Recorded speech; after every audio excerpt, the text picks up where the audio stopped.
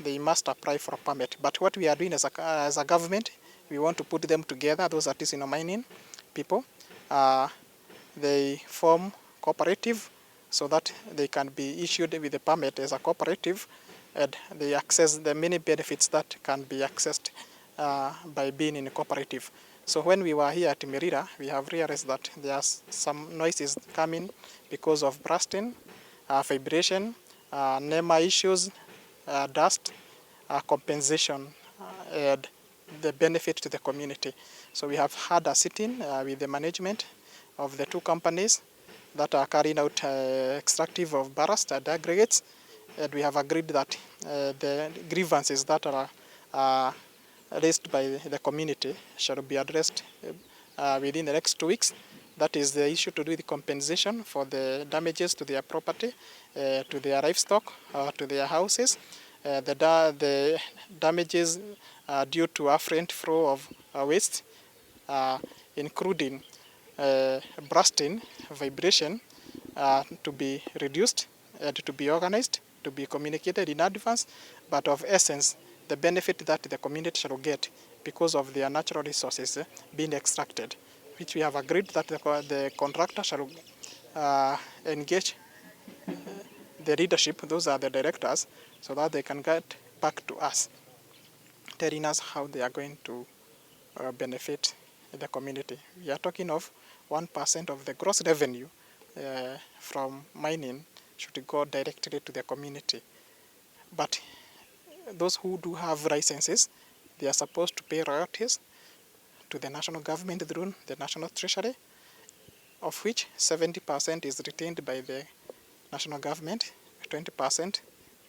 goes to the county government where mining is happening, 10% goes to the community so that it can assist and benefit the community. And we are here together with the PS Mining, and we are so much honored to have him today concerning matters that we have been able to hear, or rather our residents have been able to discuss through complaints they have been pushing to us related to issues mining. There are a few contractors within this area who are mining ballast that is used for several constructions around this area. Now, for the residents, due to blasting and other mining activities that are involved, we have experienced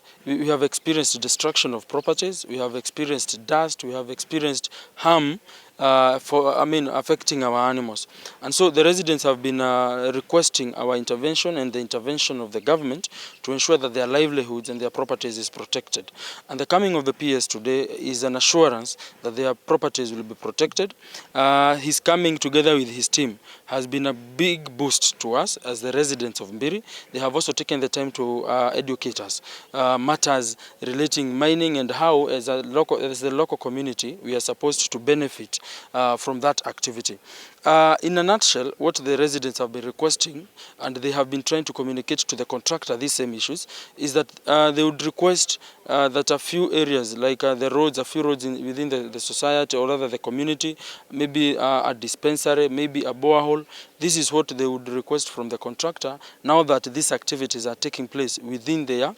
region. It has been a challenge to push these requests to the contractor, but now with the coming of the PS, he has helped us have a sitting with the contractor, and they have assured us that we will see changes